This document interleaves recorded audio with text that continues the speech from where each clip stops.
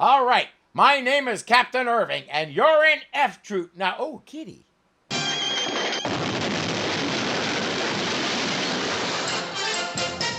As we open today, Agarn and Dobbs have come to the captain with a problem. He wants to turn in his bugle. I don't understand. I'm a failure, sir. You deserve a better company bugler. Nonsense, Dobbs. I think you're doing a splendid job. Despite Captain Parmenter's encouragement, Dobbs isn't convinced. I can only play one tune on this bugle. What's wrong with that? Well, sir, you can't play Yankee Doodle at a military funeral. Wouldn't be in good taste, Captain. As I said before, if he can play Yankee Doodle on a bugle, not a trumpet with valves so you can get all the notes, if he can do that, he's a better bugler than anybody else in the entire U.S. Army. But Agarn is convinced that Dobbs can never be a proper bugler, no matter what the captain says. Well, for one thing, he's got a fat upper lip. Oh, I never noticed that. Oh, here, look. He'll do some squishing like that on the captain's face, too, and not many actors could have pulled that off like Larry Storch. He's just so sincere about it, passionate almost. You can't help but be willing to let him take you and go like this while he praises the beauty of your thin upper lip. Here, sir, try my bugle. Oh, I've always wanted to be a bugler. Yeah. Easy, with the captain's permission. Sometimes it happens to me, Captain.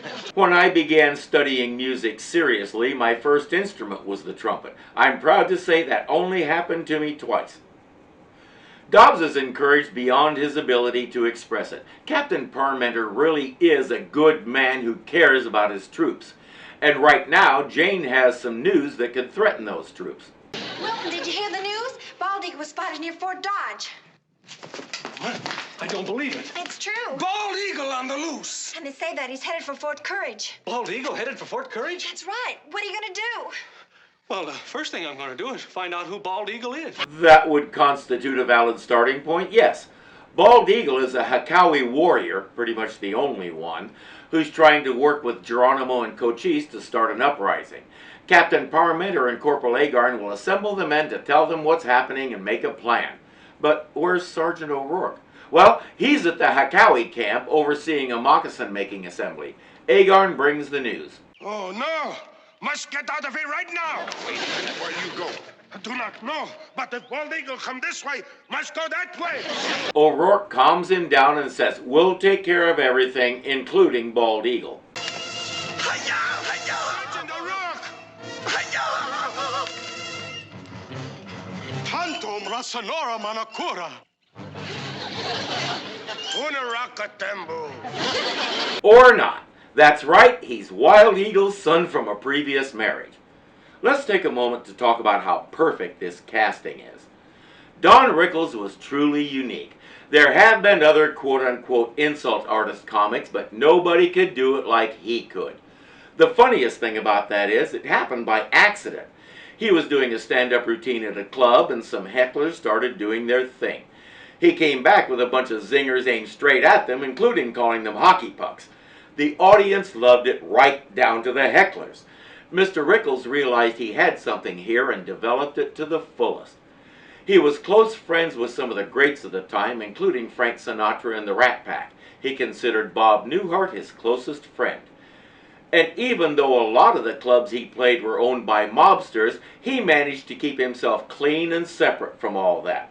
It was a good thing, too. In 1972, he did a show at the Copacabana, which was owned by a major gangster named Gallo. Rickles' handlers told him this guy could be volatile, so don't go after him. We'll say something like that to Don Rickles, and the likely response would be, challenge accepted. And he did. He was merciless, and Gallo was laughing so hard he couldn't breathe. He invited Mr. Rickles to join him at a party later, but as I said, Don Rickles was no fool. He knew better than to get any closer to this guy than an occasional paycheck for a stage show. That night, 4 gangsters raided the party and murdered Gallo. If Don Rickles had been there, they likely would have killed him too. He had a serious side and was in several excellent movies. My favorite is Kelly's Heroes, and leave it to him to play a character named Crack Game. He married later than most. He was 38. They were married for 52 years, and it only ended when he died at the tender young age of 91. What an amazing life. Now, as you might suspect, ordinarily I would be ripping the show a little for using a white guy in bronzer to play a first American.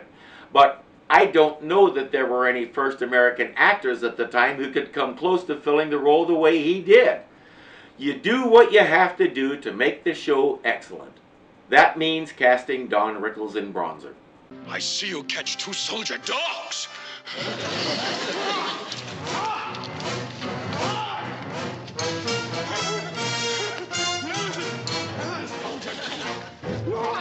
Soldier dogs.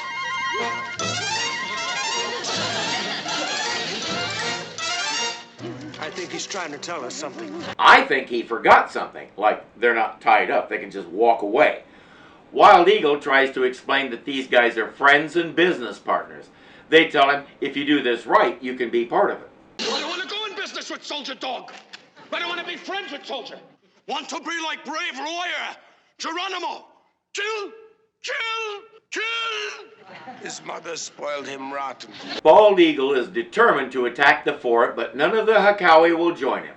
As Wild Eagle likes to say, we not fighters, we lovers. So the loincloth lunatic is going to attack the fort alone. And with 4 men in the guard tower, nobody is spotting him. Maybe he's better at this than we think. Agarn says Bald Eagle isn't within 20 miles of the place. Maybe you're right.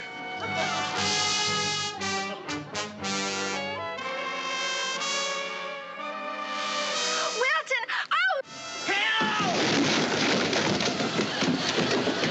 And with 5 men in the guard tower, we've discovered a design flaw in it. Bald Eagle is in custody, but so far he's tried to burn down the guardhouse and otherwise been a headache for everyone. O'Rourke and Agarn want to send him back to the Hekawis, but Captain Parmenter has a better idea. I'll go have a little chat with him. Yeah, I don't think that's going to do any good, Captain. Gentlemen, I have just received a directive from Washington.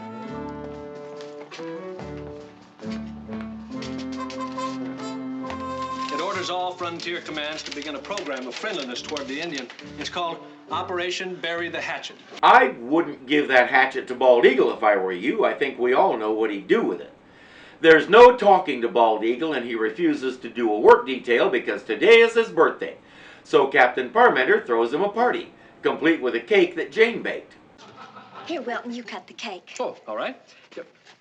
What am I doing? The honor of cutting the cake should go to the birthday boy. Do not touch guns. Do not try to follow me. I kill your captain. Oh my word, what an unexpected turn of events. All right. Where is he? Well, That mixed-up kid of yours. He's run away with Wilton. and I begged him to marry a nice Indian girl. I think that may be the most tasteful gay joke I have ever heard. Not judgmental, not degrading, nothing about the sexuality itself. Just, well, there's another act of rebellion from that crazy kid. Where did I go wrong? If Bald Eagle had come here, they would have sent him packing. But Wild Eagle has an idea where he might be. Might be near Skunk Mountain. He always go there when young. Well, that figures. Yeah, well, come on. Think we can find him at night? Sure, just look for big bonfire. Kid always afraid of dark. At that bonfire, Captain Parmenter is still trying to find some common ground with Bald Eagle. You looking for trouble? What's that?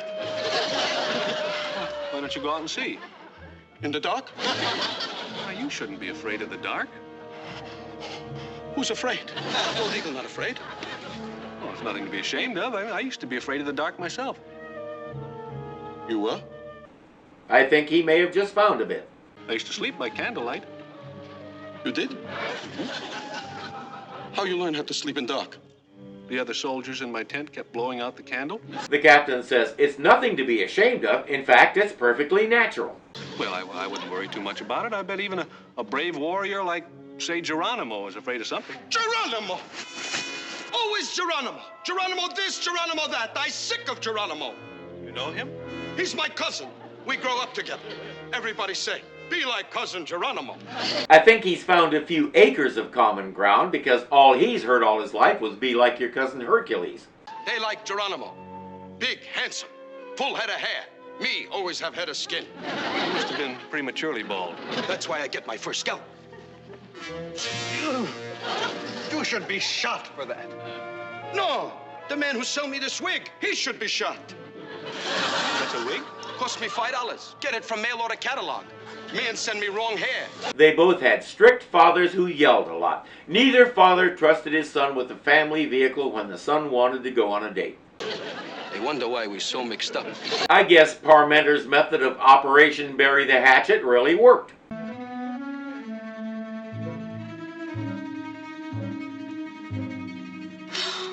He's buried poor Wilton. Then again, maybe it turned out to be Operation Bury the Captain. They barge in and start preparing to hang Bald Eagle. Hey, Garn, go get the rope. Right, Sarge! Hi, fellas. Gee, what a pleasant surprise. Oh, Wilton, he didn't kill you. What? Kill me? Then who's in the grave? What? Grave? No. Bald Eagle's roasting some potatoes. I went to gather some berries. Why don't you stay for supper instead, folks? I was only 12 when this show aired, so there were a lot of things I didn't know how to notice. This time around, I've noticed something very important. There is practically no wasted footage in this show. Every frame contributes either to the gag or the story. That means no padding, no busy work, no long establishing shots. This is some of the tightest writing and directing I have ever seen. Reader's Digest would not be able to condense one of these episodes because everything is important. That includes the music, which I'll talk about more in a future episode. Right now, I'm focused on the writing. This show is able to fill a half-hour slot week after week without having to stretch anything. We've seen in shows like Manimal that even potentially good shows can fall prey to the padding temptress. We have runtime to fill. Let's put a 10-second establishing shot here. We even saw it happen in half-hour sitcom shows like Mr. Terrific and Captain Nice. There's none of that here. We quick cut from the fort to the Hekawi camp, but we don't feel the need to establish that this is where we are. We can see Wild Eagle or whoever is sitting there and something is already happening that's relevant to the story. Compare that to the seemingly endless shots of the Daily Planet building in the George Reeves Superman series. If we took out the padding, some of those episodes would be about 8 minutes long. And even that would be too much for Jimmy's attention span. But I digress.